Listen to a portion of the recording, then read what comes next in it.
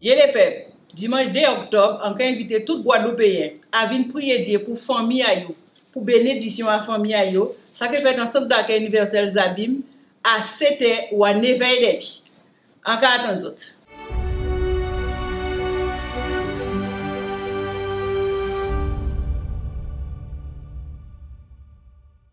Tout changement commence par une attitude de foi. Assistez à l'émission Foi en Action. Bonjour à tous, que Dieu vous bénisse, toutes les personnes qui sont connectées dans notre émission Foi en Action. Je crois que par la foi c'est possible, peu importe la situation de votre vie sentimentale, de votre famille, sachez que tous les jeudis, nous avons la thérapie de l'amour, une réunion dédiée pour votre vie sentimentale, pour déterminer un nouveau départ au sujet de votre vie, au sujet de votre histoire. Parce que toutes les personnes, tout le monde veut avoir une vie sentimentale réalisée. Tout le monde veut avoir la paix, la joie dans son foyer, dans sa maison. C'est pour cette raison, ne ratez pas cette opportunité. Ce jeudi, dans notre centre d'accueil universel, vous allez voir que par la foi, c'est possible. C'est possible changer l'état de votre mariage. C'est possible avoir la paix, la joie dans votre foyer. Mais c'est à vous de prendre la décision. C'est pour cela que pendant cette émission, vous allez voir, vous allez entendre des témoignages et vous allez voir que c'est possible, cher ami, commencer une nouvelle histoire. Ce que vous ne pouvez pas, c'est baisser les bras, c'est désister. Venez, ce jeudi, dans la thérapie de l'amour, dans notre centre d'accueil universel, au 6 Morne Vergam, la route des abîmes. À 19h, c'est l'heure qui va commencer la réunion de la thérapie de l'amour pour déterminer une nouvelle histoire. Je vais vous laisser maintenant un témoignage pour que vous puissiez voir que par la foi sur la parole de Dieu, vous avez la condition d'être une personne heureuse au sujet de votre vie sentimentale. Je m'appelle Jocelyn. Avant d'arriver au centre d'accueil universel, dans la famille, il y avait déjà j'étais envoûté par la sorcellerie et il y avait aussi la malédiction sentimentale. Parce que ma famille allait voir des maraboutages. Ils faisaient des choses dans la maison. Des choses que je voulais dire, il allait mettre des bougies, et il mettait des trucs vraiment mystiques. Aussi, j'étais triste à l'intérieur de moi, j'étais découragé. Par rapport à ça, il y avait un échec scolaire. Et par rapport à la vie sentimentale, il y avait ce problème aussi, sentimental aussi. Au point de vue, chaque fois que j'étais bien avec quelqu'un, c'était l'échec total. Alors, depuis quand je suis arrivé au centre d'accueil universel, à travers un dépliant que j'ai trouvé dans la boîte aux lettres, alors, en arrivant, j'ai vu le pasteur. Il m'a conseillé de faire la délivrance, de venir tous les vendredis. En ce moment, j'ai suivi son conseil.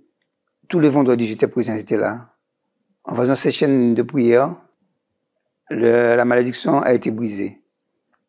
Parce que à l'intérieur de moi, je me sentais plus la même personne. J'étais dans la joie. J'étais différent. Alors, j'ai entendu parler de la campagne. Alors, je me suis lancé. Je me suis investi pour cette campagne. Parce que j'ai eu beaucoup d'échecs sentimentaux dans ma vie sentimentale.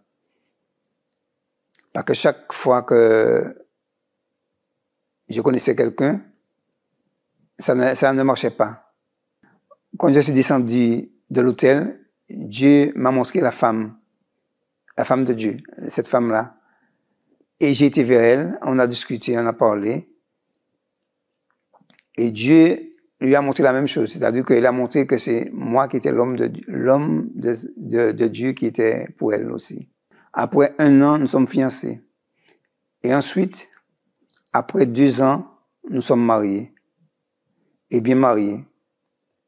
Maintenant, tous les deux nous servons Dieu maintenant. Nous avons la même foi. On est compatibles, même si la femme et l'homme, c'est différent, mais nous sommes compatibles. Aujourd'hui, j'ai vu mon mariage. Nous sommes épanouis. Nous sommes heureux. Et aujourd'hui, il y a 4 ans et demi que nous sommes mariés.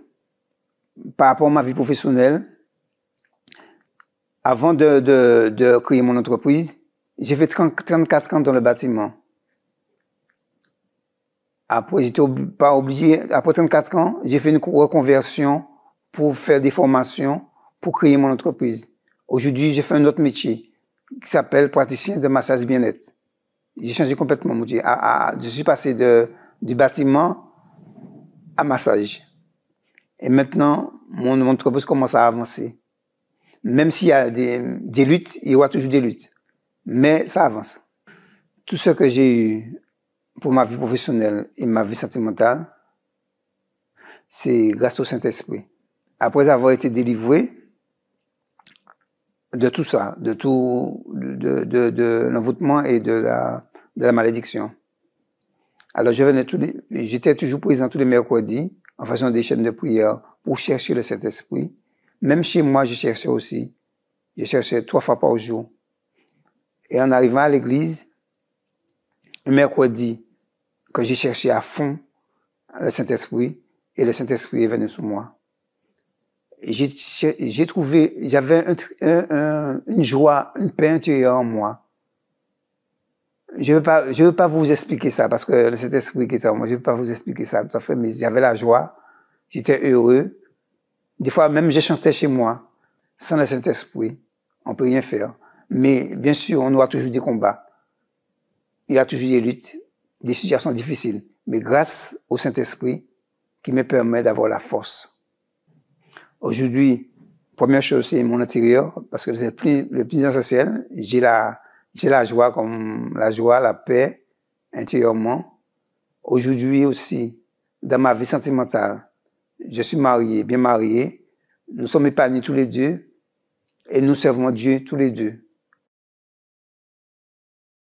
Voilà, je suis de retour avec vous et nous savons que toutes les personnes, tout le monde veut avoir une vie sentimentale réalisée, une vie sentimentale bénie.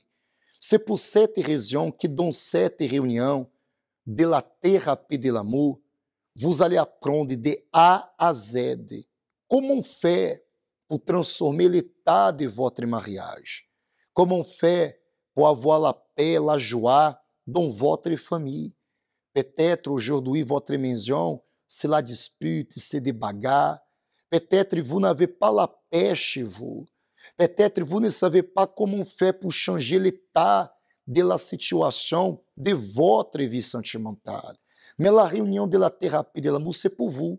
Peu importe votre religion, peu importe les années de souffrance, on va vous montrer que par la foi, c'est possible recommencer une nouvelle histoire. C'est pour cette raison, ne baissez pas les bras, ne désistez pas, saisissez cette opportunité et venez dans la thérapie de l'amour pour que vous puissiez voir le pouvoir de Dieu dans votre vie. À ce sujet, je vais vous laisser un spot qui parle un peu plus de cette réunion qui s'est ouverte à toutes les personnes qui est disposées à lutter pour le mariage, pour la vie sentimentale, à lutter pour la famille. C'est une opportunité que Dieu vous donne pour changer votre histoire. Regardez le spot et tout de suite après, je reviendrai avec vous. Découvrez 10 raisons de participer à la thérapie de l'amour tous les jeudis. Première raison, guérir des blessures des relations passées. Deuxième raison, apprendre l'amour intelligent. Troisième raison, se préparer avant de connaître quelqu'un. Quatrième raison, savoir choisir une personne compatible. Cinquième raison, défaire les mythes des relations.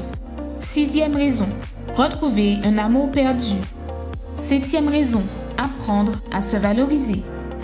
Huitième raison, restaurer un mariage en crise. Neuvième raison, devenir un meilleur partenaire. Dixième raison, blinder sa relation. Tous les jeudis, à 19h, venez recevoir des conseils pour votre vie amoureuse au Centre d'accueil universel des Abîmes, 6 Morne-Verguin, face à la Brède. lorsqu'il s'agit de la vie sentimentale, c'est impossible, cher ami, avoir un mariage béni, avoir un foyer, une maison, que la paix soit présente, si vous n'avez pas la direction de Dieu. C'est pour cette raison, vous n'avez rien à perdre. Venez ce jeudi dans la thérapie de l'amour. Ça fait combien d'années que vous êtes dans la souffrance? Ça fait combien d'années que vous êtes dans une étape précaire, difficile, au sujet de votre mariage? Parfois, vous pensez que vous êtes né pour souffrir. Parfois, vous pensez que jamais l'état de votre famille va changer. Mais je suis là pour vous dire que c'est possible le changement. Mais c'est à vous de prendre la décision. Vous n'avez rien à perdre. Venez ce jeudi à 19h pour que vous puissiez voir le pouvoir de Dieu au sujet de votre famille, au sujet de votre vie sentimentale. Je vais vous laisser maintenant un témoignage pour que vous puissiez voir que par la foi, tout est possible. La Bible, la parole de Dieu dit, venez à moi, vous tous qui êtes fatigués et chargés, et je vous donnerai du repos. Vous avez besoin du repos, vous avez besoin de la paix, de la joie, vous avez besoin d'une famille transformée, d'un mariage béni. Mais c'est à vous de venir dans la thérapie de l'amour. Regardez les témoignages et tout de suite après, je reviendrai avec vous. Je m'appelle Pomélie, je suis arrivée au centre d'accueil, j'étais une jeune qui se sentait très mal dans sa peau, je ne m'aimais pas du tout. J'ai grandi dans un foyer où il y avait beaucoup de violence entre mes parents. Au moment où mon père est parti, ça a été comme un soulagement. Sauf que ça a été aussi une division dans la maison, puisque je parlais plus avec mon frère aîné et ni avec mon frère cadet. Ma mère qui priait beaucoup déjà depuis que je suis petite et qui nous enseignait aussi à prier, nous emmenait dans beaucoup d'églises. Du coup, j'ai fait énormément d'églises. Mais ça n'élucidait pas nos problèmes. Ça ne m'aidait pas ni moi-même en tant que jeune et on voyait pas notre vie avancer. C'est là qu'on nous a invités au centre d'accueil universel. Et je m'étais dit que c'est celle-là où sinon j'arrête complètement. Mais quelque part aussi, j'avais ce désir de connaître Dieu parce que j'avais au fond de moi ce désir de ne pas avoir la même vie que ma mère. Ne pas avoir le même mariage que ma mère, puisque je trouvais que tout ce qu'on vivait, c'était lié au mariage qu'ils avaient eu. Donc je me disais que si je vais à l'église, si je m'investis, je ne connaîtrais pas cette vie-là. Et donc j'ai connu le centre d'accueil et ça a été une toute autre vision que le centre d'accueil m'a apporté. À travers tout ce que j'ai appris, j'ai eu la force en fait de recréer des liens avec mes frères.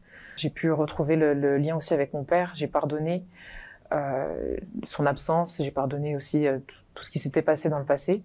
Mais bon, malgré que ma vie avançait dans tous les domaines, je me sentais, fatiguée de moi-même. C'est-à-dire que j'avais beau être là, je doutais tout le temps. Et je sentais que mon âme n'était pas bien. J'ai fait plusieurs campagnes, mais comme je doutais tout le temps, ça aboutissait pas forcément à ce que je voulais.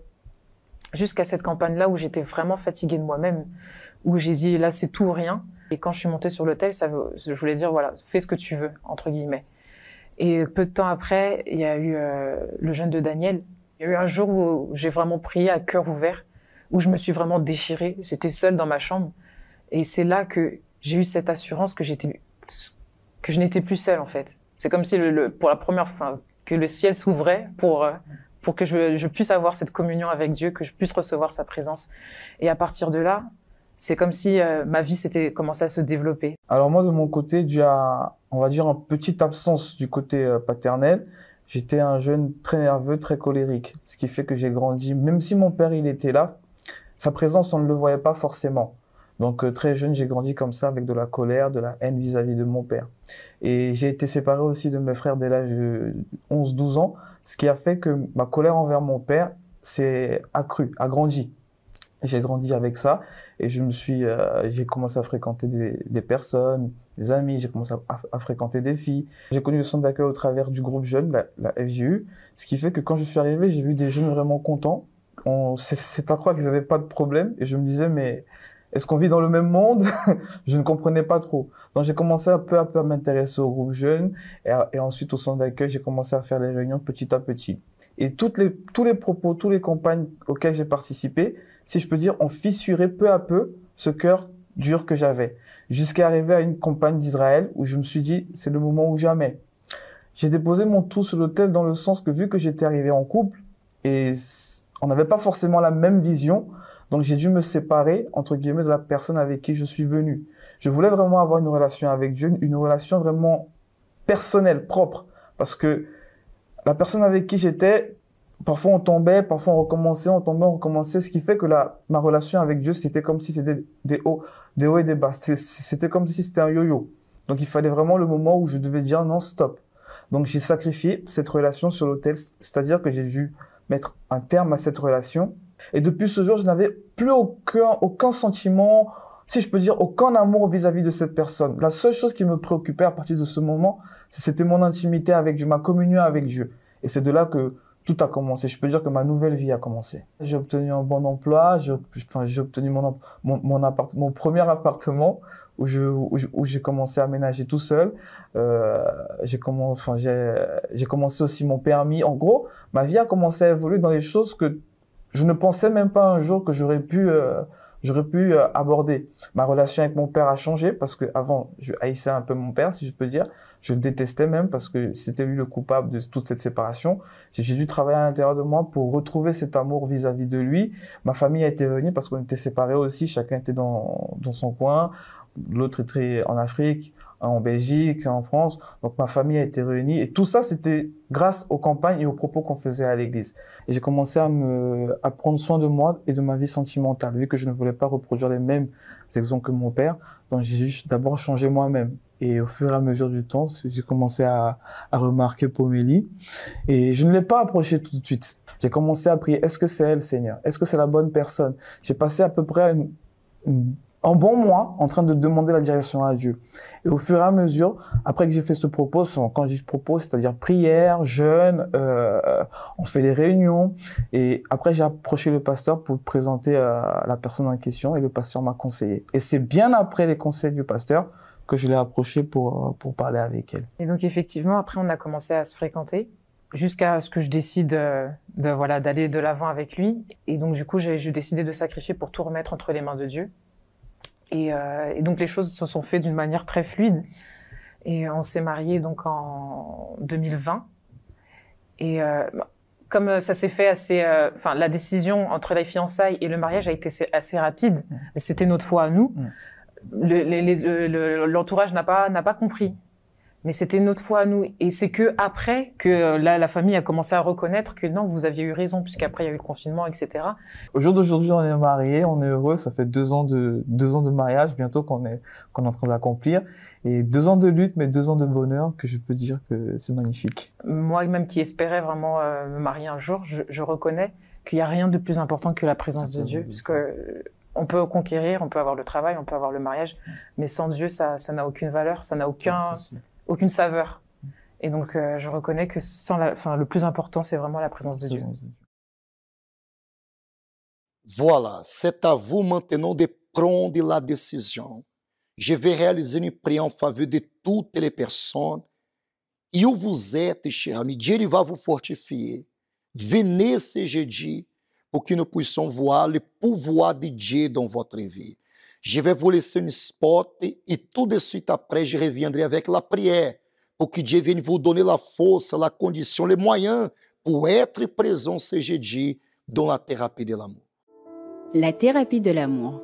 Tous les jeudis, assistez à une conférence dédiée à la vie sentimentale. Un rendez-vous à ne pas manquer. Vous connaîtrez enfin ce qu'est l'amour intelligent, basé sur la parole de Dieu. Recevez des conseils et orientations, peu importe votre situation amoureuse. Que vous soyez marié, en couple, veuve, célibataire ou divorcé.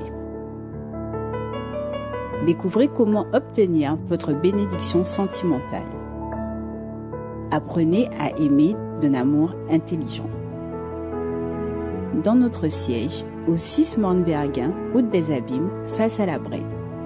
Chaque jeudi à 19h au centre d'accueil des Abîmes. La thérapie de l'amour. La prière, c'est lui qui permet de nous faire un seul éveil bon Dieu. Éveil, nous qu'a brisé toute marage qui a lié en nous, l'homme qui a persécuté nous. Et nous qu'a trouvé vrai sens à la vie. Ces moments à la prière, nous qu'a pas lié éveil bon Dieu. Mon Dieu et mon Père, je prie en faveur de toutes les personnes qui sont connectées. Je détermine que par la foi, tu vas donner la force, la condition, les moyens pour qu'il puisse être présent ce jeudi dans la thérapie de l'amour. Et par la foi, mon Seigneur, cette personne qui se trouve triste, abattue, angoissée, par la foi, qu'elle soit fortifiée, que tu viennes relever cette personne, que tu viennes donner la certitude que l'histoire va changer au nom du Père, du Fils et du Saint-Esprit. Amen. Grâce à Dieu. Grâce à Dieu, chers amis, vous êtes bénis et je vais vous faire une invitation à vous tous. Ce dimanche, comme vous pouvez voir, nous sommes ici dans notre centre d'accueil universel de Pointe-à-Pitre, le 29 quai de Févre, en face du parking du port à Pointe-à-Pitre. Ce dimanche, à 7h du matin, comme aussi à 9h30, nous allons prier pour la nation, nous allons prier pour les pays, nous allons prier pour chaque autorité, nous allons prier pour toutes les personnes, pour déterminer que la paix, que la joie soit dans les pays, soit en Guadeloupe. Et si vous êtes dans un autre pays, vous habitez en Guadeloupe, nous vous invitons dans tous les centres d'accueil universel, c'est les rencontres des nations pour prier pour les nations. Et je crois que par la foi, les nations, le peuple, ils seront bénis. Je vous souhaite une excellente journée, que Dieu vous bénisse. À bientôt.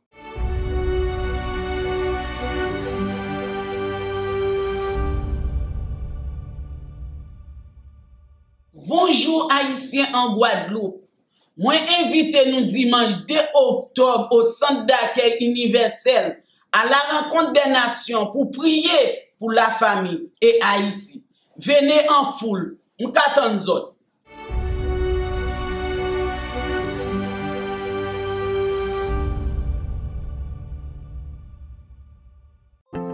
Qu'est-ce que le bonheur pour vous? Le bonheur est un état d'esprit qui demeure en nous à tout moment. Nous ressentons cette joie lorsque nous réussissons quelque chose, lorsque nous avons une bonne nouvelle, et même pendant les moments difficiles, ce bonheur est toujours présent.